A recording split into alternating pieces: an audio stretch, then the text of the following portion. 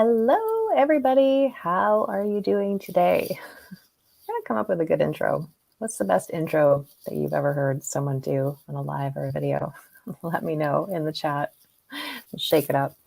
I was considering bringing some jingles your way, some of the jingles I make with my son, but they're probably not all that age appropriate for CEOs. So anyways, welcome. We are going to be talking about how to navigate the wobbles after the leap.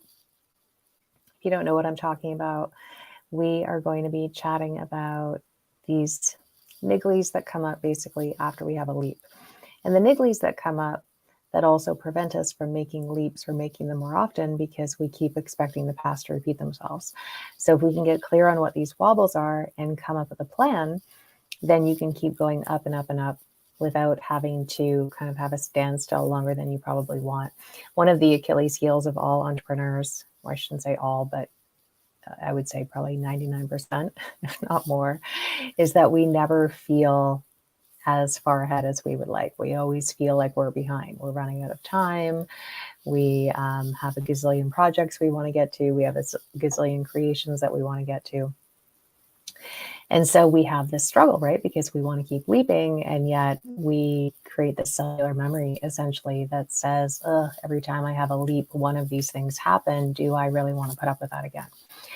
So I'm going to go over what these wobbles are, some quick tips on how to deal with them, and then an invitation to go deeper if you feel called to do that. So welcome, by the way. My name is Jennifer Longmore, founder of the #1 Akashic Record Training School in the world. We are going to dive right in. So the first wobble that I think is pretty common, you might be able to relate to this. If you do, let me know in the chat, is getting sick. So we have this leap. We create a story around what it means to leap. It's not that we're consciously choosing it, but we definitely, get sick.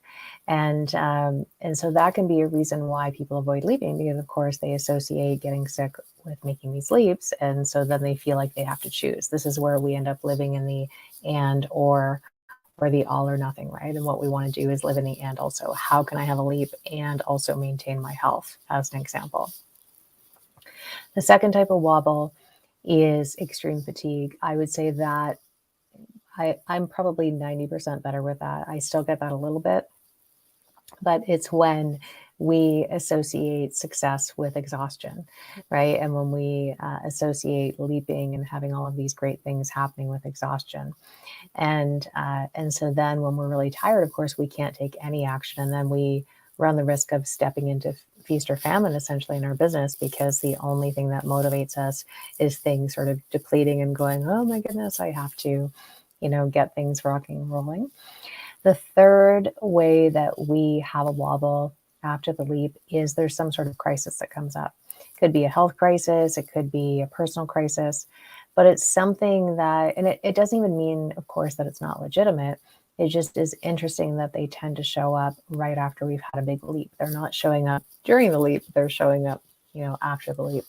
And again, if we keep experiencing a crisis, for example, after we have a leap, then the motivation to keep leaping is not there. And then we can go down a blame, shame, guilt, judgment spiral because we want to leap and yet we're not leaping.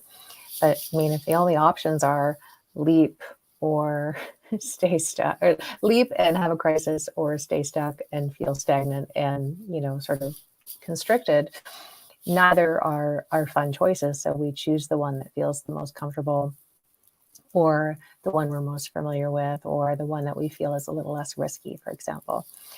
The fourth way that we have a wobble is when other people bring their crises to our doorstep. Again, some of these can be really legitimate things, like people get diagnosed with, like, let's say someone's family member gets diagnosed with a really stressful illness. It's that person, of course, didn't go out of their way to get sick because we had the leap. It tends to happen that way. And then the conundrum is, okay, well, this person needs me, but I need to tend to myself in this new leap.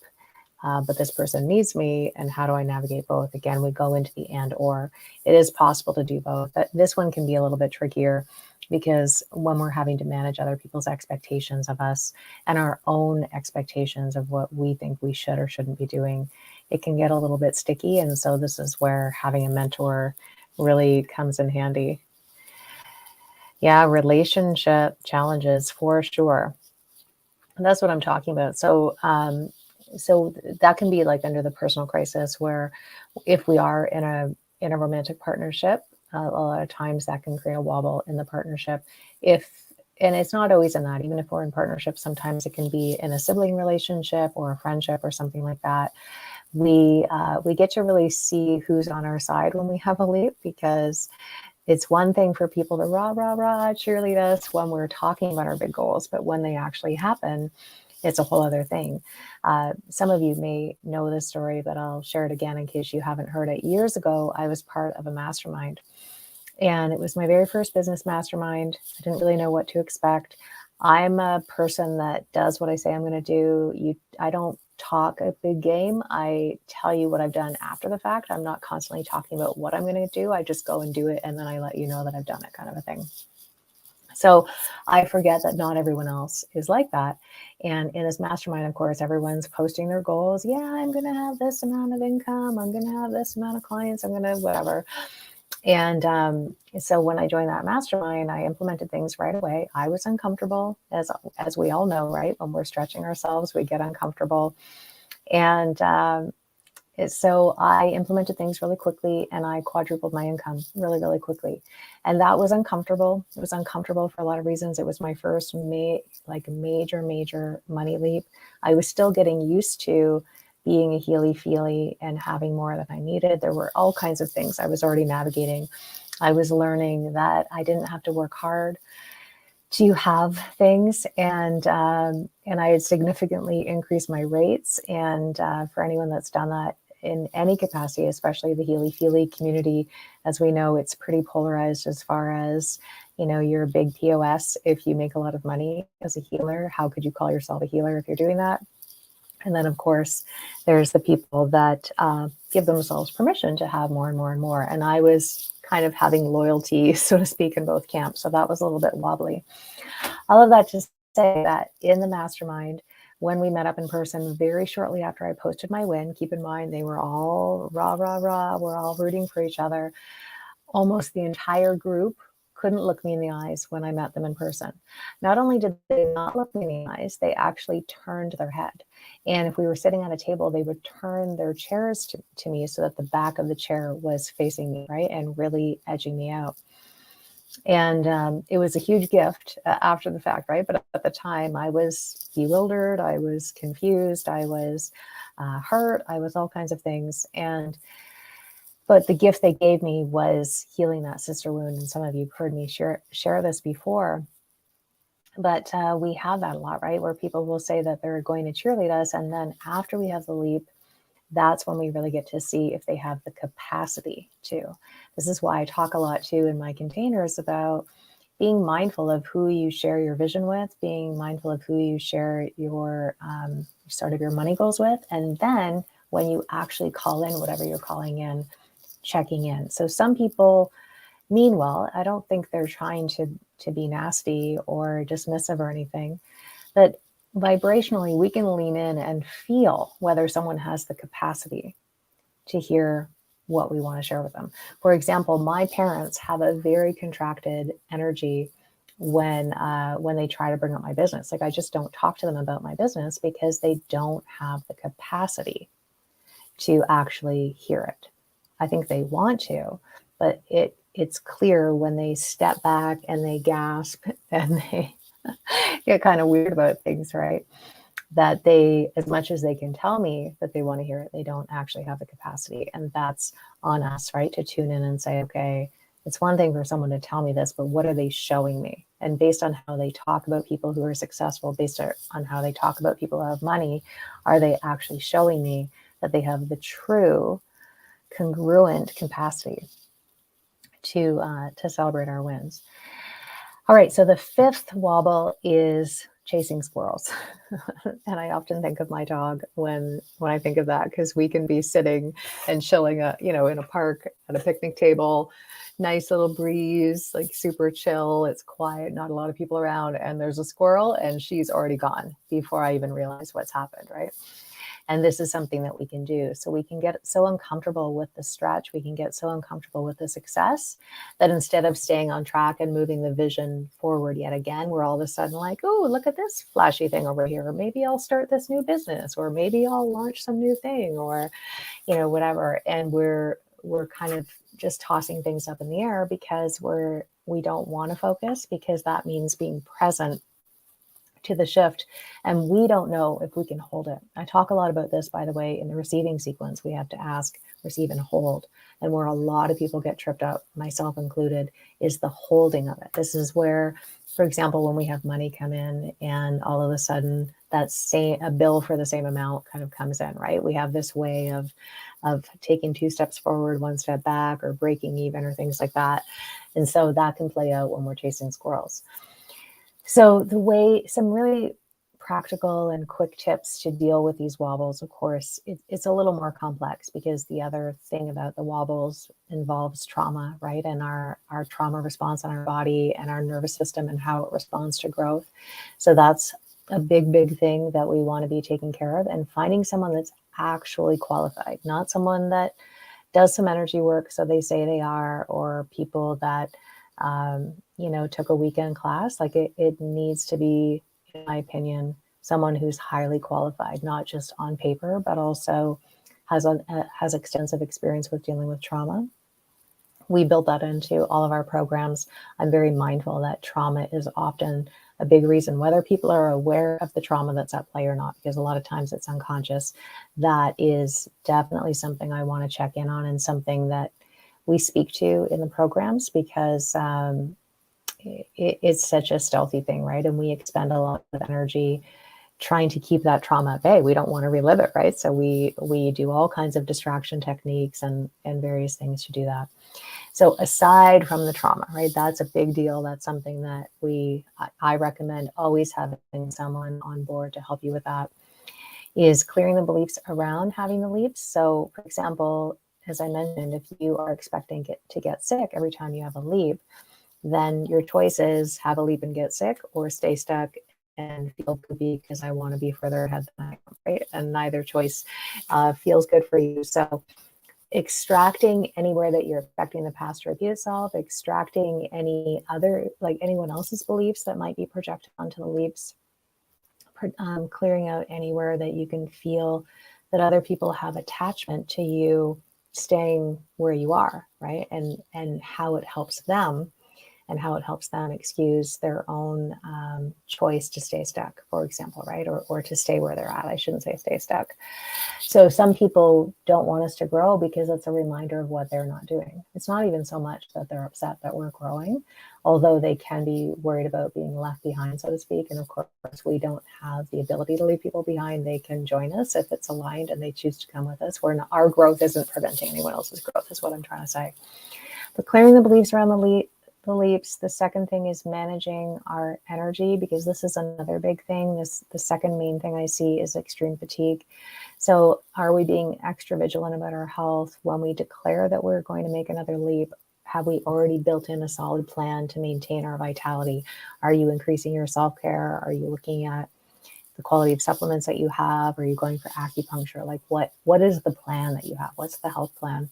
Because as much as we don't think health is a part of it, it really is. And then on top of that, the way to maintain the leap is to be able to be embodied in the experience. And if we're not really having a good relationship with our body and we keep leaving it, or we don't really want to be present in it while we're having a leap, then it doesn't hold the same way, right? And then we feel like we're kind of flailing.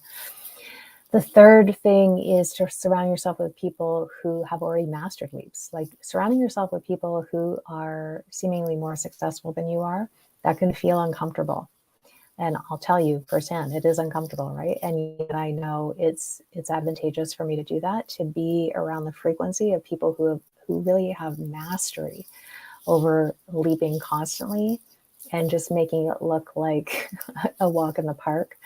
So if you can call those people in, even if you're following them online and sort of tuning in through osmosis, then that can be helpful. But ideally, actually bringing them into your intimate circle. The fourth thing is to have some sort of reward or celebration planned for your leap before it's even happened. How are you going to celebrate yourself? We tend to move on to the next thing and the next thing and the next thing, and we don't really savor it. And then if we're not savoring it, again, we're not really bringing it into our body. So then it just becomes an experience. It's not really embodied wisdom. And the embodied wisdom is what it does a lot of things for us, including from a business perspective, make us way more magnetic, because people want to learn from people that are clearly embodying their message, where there's congruence and where there's a certain level of mastery. I would say even authority level mastery, right? Moving from expert to authority. The fifth thing is to have solid support, like formal support in the form of mentorship, having a coach, something like that. By the time people get to mid six figures, at least, if not sooner, they have at least some sort of businessy type of coach. It could be a strategist, accountability coach, something along those lines. But they also have someone that is specifically dedicated to either energy work and or mindset work, right? To maintain both. Now, I'm fortunate in my business that I started out doing all the healy-feely stuff, and I stumbled into business coaching and money coaching accidentally because people kept asking me for it. So I have the strategy piece and I have the energy piece. So that's kind of the perk that people get when they're working with me one-on-one. They get both of those. But even at that, I think I'm totally cool with my clients having more than one coach. Of course, I would never deprive them of that, and calling in people that they feel aligned. But that's really important, because we're going to have blind spots. We're going to get stuck in the wobble.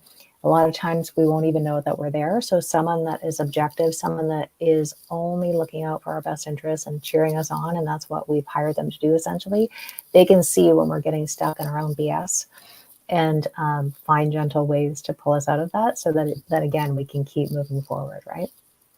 So those are some really quick things that you can do right away. All of this, I call this the expansion hangover, right? We get all excited, yay, I'm expanding, and then we expand and boom, we have something happen. Like I said, get sick, get tired, have some sort of personal crisis, someone else brings a crisis to your doorstep, you end up chasing squirrels and butterflies and so on, right? Because staying focused means having to make your vision bigger and having to bring an even bigger vision into your world. And that can feel overwhelming, right? And then the various ways that we can tackle that. So if you're someone that likes to leap, if you're someone that is already generating six figures or more, and you are really ready to make your current income ceiling your new floor, then I have a special scalability assessment for you. It's complimentary. We will connect.